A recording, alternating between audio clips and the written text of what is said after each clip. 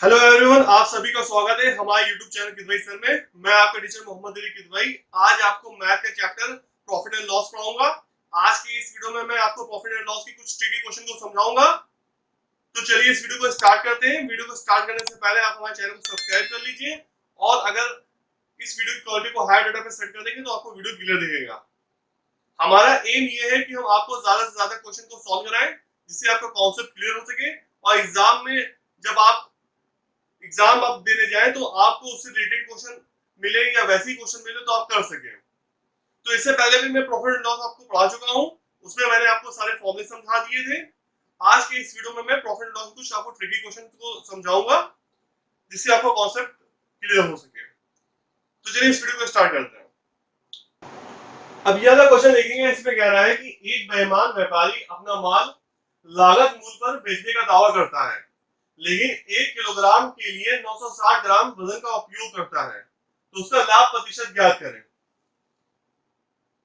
तो अब देखिएगा, इसमें ये हमसे बता रखा है कि एक बेईमान व्यापारी है, वो अपने माल को लागत मूल्य यानी कि क्रय मूल्य पर बेचने का दावा कर रहा है लेकिन 1 किलोग्राम की जगह पे वो 960 ग्राम वजन का उपयोग कर रहा है, तो उसका लाभ प्रतिशत निकालने के लिए कहा गया है। तो लाभ प्रतिशत का जो फॉर्मूला होगा, गेन परसेंट का जो फॉर्मूला होगा वो होगा error upon true value minus error into 100 हो जाएगा। अब इसमें एरर क्या होगा आपका, अब देखिएगा जैसे 1 किलोग्राम में 1000 ग्राम होते हैं, ठीक है, तो अब 1000 ग्राम की जगह पे उसने 960 ग्राम का उपयोग किया है, तो एरर जो होगा 1000 माइनस 960 कर लेंगे तो 40 ग्राम का जो होगा वो एरर होगा। तो अब यहाँ पे एरर की जगह पे आप 40 रख दीजिए। ट्रू वैल्यू जो उसकी असली वैल्यू क्या थी कि 1 किलो में 1000 ग्राम होते तो ट्रू वैल्यू 1000 होगी और माइनस एरर कर देंगे इनटू 100 कर देंगे। इसको हम पूरा सॉल्व कर लेंगे, यहाँ से इसका लाभ प्रतिशत निकल के आ जाएगा जो 400/6% होगा। इसको हमने सही पोजीशन में बदल दिया है, इसका आंसर 25/6 आएगा। अब यह वाला क्वेश्चन देखिएगा, इसमें कह रहा है कि मोनिका ने एक प्रेशर कुकर उसके विक्रय मूल्य के 9/10वें हिस्से पर खरीदा और उसे उसके विक्रय मूल्य से 8% अधिक पर बेचा, तो उसका लाभ प्रतिशत ज्ञात कीजिए। ठीक है, तो अब यहाँ पे रिलेशन दे रखा है विक्रय मूल्य और क्रय मूल्य के बीच में। इसमें ये कहा गया है कि मोनिका ने एक प्रेशर कुकर को उसके विक्रय मूल्य के 9/10वें हिस्से पे खरीदा है, ठीक है, और उसे विक्रय मूल्य से 8% अधिक पर बेचा है, तो उसका लाभ प्रतिशत ज्ञात करें, ये हमको निकालने के लिए कहा गया है। तो हम मान लेंगे कि विक्रय मूल्य x है, तो जो क्रय मूल्य हो जाएगा वो 9x/10 हो जाएगा, क्योंकि जो क्रय मूल्य है वो 9/10 में हिस्सा है आपका विक्रय मूल्य का। तो 9x/10 जो होगा वो क्रय मूल्य आ जाएगा इसका। फिर विक्रय मूल्य जो नया विक्रय मूल्य जिसको उसने बेचा है वो क्या है, 8% अधिक में बेचा है, तो मान चलिए x प्लस 8% ऑफ x हो जाएगा। तो यहाँ से ये नया विक्रय मूल्य निकलेगा जो आपका 108x/100 आएगा। उसको फर्दर हम सॉल्व कर लेंगे तो 27x/25 आ जाएगा। ये हमारा नया विक्रय मूल्य हो जाएगा। अब लाभ हमको निकालना है, लाभ का फॉर्मूला होता है विक्रय मूल्य माइनस क्रय मूल्य। तो अब यहाँ से विक्रय मूल्य रख दीजिए, आप यहाँ पे आप क्रय मूल्य रख दीजिए, तो आपका यहाँ पे लाभ आ जाएगा। फिर लाभ प्रतिशत निकालना था, इसका फॉर्मूला होता था लाभ अपॉन क्रय मूल्य इनटू 100 होता था। लाभ हमारा आया है 18x/100 आया है और क्रय मूल्य हमारा 9x/10 था, वो हम यहाँ पे रख के इनटू 100 कर देंगे। ये इसके डिनोमिनेटर में था इसके, तो ये जब इसका रेसिप्रोकल कर लेंगे हम तो ये 10/9x हो जाएगा। तो 18x/100 इनटू 10/9x इनटू 100 कर देंगे हम। इसको पूरा हम सॉल्व करेंगे तो इसकी वैल्यू जो है 20% आएगी। तो लाभ प्रतिशत जो होगा वो 20% होगा। अब यह क्वेश्चन देखेंगे, इसमें कह रहा है कि एक वस्तु को एक निश्चित कीमत पर बेची जाती है, इसे उस कीमत के 2/3 पर बेचने पर 10% की हानि होती है। मूल कीमत पर लाभ प्रतिशत ज्ञात करें। यानी कोई एक वस्तु थी, उसे किसी मूल पे किसी कीमत पे बेचा जा रहा था, अगर उसे हम उसके 2/3 हिस्से पे बेचेंगे, उसके विक्रय मूल्य के 2/3 पार्ट में हम बेचेंगे उसके, तो 10% की हानि हो रही है। ठीक है, तो अब मूल कीमत पे लाभ प्रतिशत निकालने कहा गया है। मूल कीमत जिसपे पहले बेचा जा रहा था उस कीमत पे लाभ प्रतिशत निकालने के लिए कहा गया हमसे। तो हम मान लेंगे कि विक्रय मूल्य x है, तो जो अब नया विक्रय मूल्य होगा वो 2/3 ऑफ x हो जाएगा। तो अब इस नए विक्रय मूल्य को जब बेच रहे हैं तो 10% की हानि हो रही है। ठीक है। तो अब इस न्यू कंडीशन जो हमको दे रखी थी, इससे हम जो है वस्तु का क्रय मूल्य निकाल लेंगे। तो क्रय मूल्य का फॉर्मूला ये होता है, अब यहाँ पे आप हानि प्रतिशत रख दीजिए और विक्रय मूल्य की वैल्यू रख दीजिए, तो क्रय मूल्य आपका आ जाएगा। और हमको मूल कीमत पे लाभ प्रतिशत निकालनी थी, तो विक्रय मूल्य हमारा x रहेगा और हमारा क्रय मूल्य आया है, तो अब हम यहाँ से लाभ निकाल लेंगे। लाभ का फॉर्मूला होता है विक्रय मूल्य माइनस क्रय मूल्य होता है। तो सारी वैल्यू यहाँ पे पुट कर दीजिए, तो लाभ आपका आएगा 7x/27 हो जाएगा। फिर हमको लाभ प्रतिशत निकालना था, लाभ प्रतिशत का फॉर्मूला होता है लाभ अपॉन क्रय मूल्य इंटू 100 होता था। यहाँ पे हमने सारी वैल्यू पुट कर देंगे, तो लाभ प्रतिशत का जो वैल्यू आएगी वो हमारी 35% आएगी।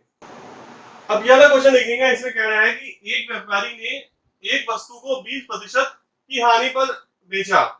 यदि विक्रय मूल्य 100 रुपए बढ़ा दिया गया होता तो 5% का लाभ होता। तो वस्तु का लागत मूल्य क्या था ये निकालना है, वस्तु का क्रय मूल्य क्या था ये निकालना है। तो हम मान लेंगे इसमें क्रय मूल्य x है, ठीक है।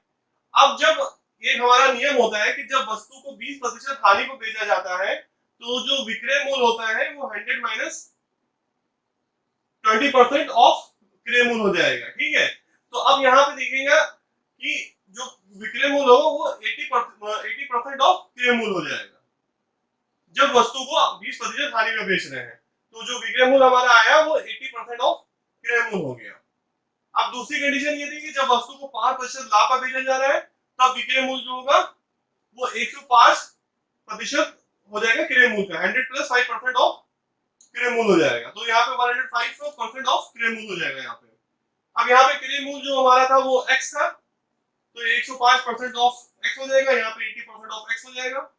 अब यहाँ पे हमें कंडीशन दे रखी थी कि जब वस्तु को 20%, जब किसी वस्तु को, जब एक व्यापारी वस्तु को 20% हानि पे बेच रहा है, यदि उसको उसके मूल्य को 100 रुपए, विक्रय मूल्य को 100 रुपए बढ़ा दिया जाए तो 5% का लाभ होगा। यानी कि दोनों में डिफरेंस है, पहले का जो आपका जो विक्रय मूल्य है और जो अब का विक्रय मूल्य है उसमें 100 रुपए का डिफरेंस है। यानी कि हमारा जो 5% का लाभ हो रहा है उसमें से उस विक्रय मूल्य से हम जो है पहले का जो विक्रय मूल्य था जिसमें 20% की हानि हो रही थी, उसमें से हम माइनस करेंगे तो 100 रुपए का डिफरेंस आएगा। यानी कि आप याद जो पुराना वाला विक्रय मूल्य है उसमें आप 100 रुपए जोड़ दीजिए तो नए वाले विक्रय मूल्य के बराबर आ जाएगा। क्या मतलब ये हुआ, तो उस कंडीशन से क्या होगा आपका जो नया विक्रय मूल्य में से अगर आप पुराने विक्रय मूल्य को माइनस कर दीजिए तो 100 रुपए के बराबर आ जाएगा, 100 के बराबर आ जाएगा। यहाँ से हमने एक रिलेशन बना लिया।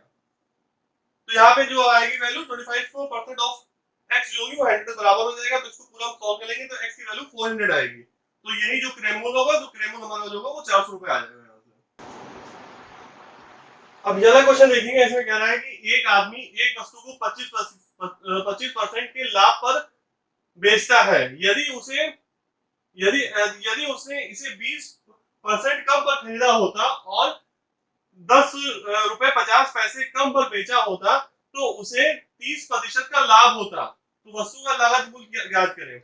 यानी कि एक आदमी है किसी एक वस्तु को 25% के लाभ पर बेच रहा है, यदि उसने 20% कम पर खरीदा होता, ठीक है, और जो दाम में बेच रहा है उससे 10 रुपए 50 पैसे कम पर बेचा होता तो उसे 30% का लाभ होता।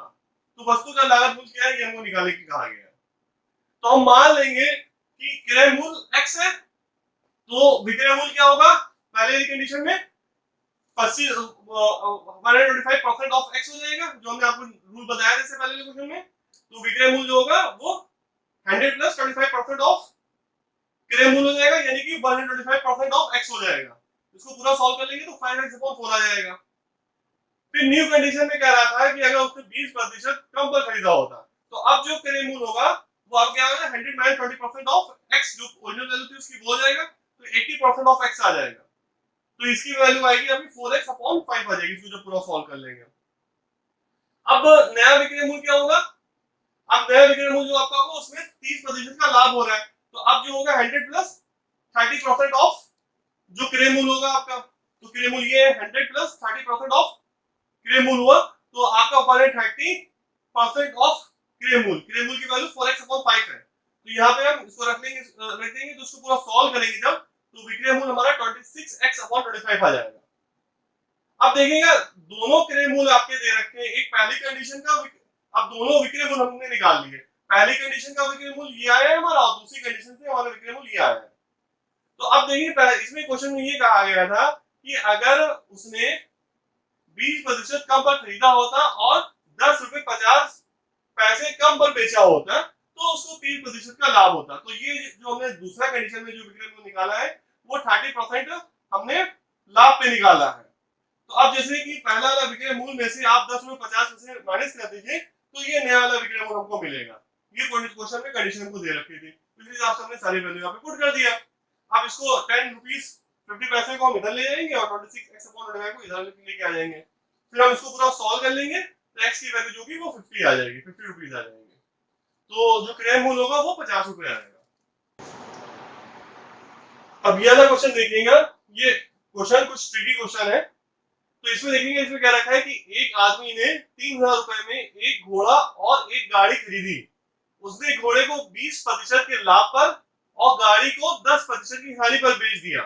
कुल मिलाकर 2% का लाभ हुआ। तो घोड़े की लागत ज्ञात कीजिए। घोड़े की आपको जो है क्रय मूल्य निकालना है। तो मान लेंगे कि घोड़े का क्रय मूल्य x है और तो उसने घोड़ा और गाड़ी दोनों जो है 3000 रुपए में खरीदा था। तो गाड़ी का जो क्रय मूल्य हो जाएगा वो 3000 माइनस x हो जाएगा। तो यहाँ पे रिलेशन दे रखा था कि उसने जब घोड़े को बेचा तो उसको 20% का लाभ होता है और गाड़ी को बेचता है तो 10% की हानि होती है। लेकिन टोटल जो उसने डील किया है तो टोटल डील में उसको 2% का प्रॉफिट होता है, 2% का आपको उसका लाभ होता है। तो हम क्या करेंगे, तो 20% ऑफ x जो था ये उसका प्रॉफिट में से उसमें उसका जो लॉस हुआ, जो वो उसका लॉस हुआ है गाड़ी बेचने में, तो 10% ऑफ जो गाड़ी का क्रय मूल्य हुआ, ठीक है, 20% ऑफ जो घोड़े का क्रय मूल्य हुआ जिससे उसको प्रॉफिट हो रहा है, उसमें से जो उसको लॉस हो रहा था वो 10% गाड़ी के जो क्रय मूल्य था उससे मल्टीप्लाई कर देंगे, ठीक है, 10% ऑफ गाड़ी का क्रय मूल्य हो जाएगा इक्वल्स टू 2%। टोटल डील को उसको प्रॉफिट हुआ है तो टोटल डील 2% ऑफ जो 3000 रुपीस में उसने खरीदा था उसका हो जाएगा। तो यहाँ से हमने ये रिलेशन बना लिया। फिर इसको पूरा सॉल्व कर लेंगे, यहाँ से x की वैल्यू हमारी जो होगी वो 1200 आ जाएगी। तो हमने घोड़े का जो क्रय मूल्य था उसको x माना था, तो जो घोड़े का क्रय मूल्य होगा वो 1200 रुपए होगा।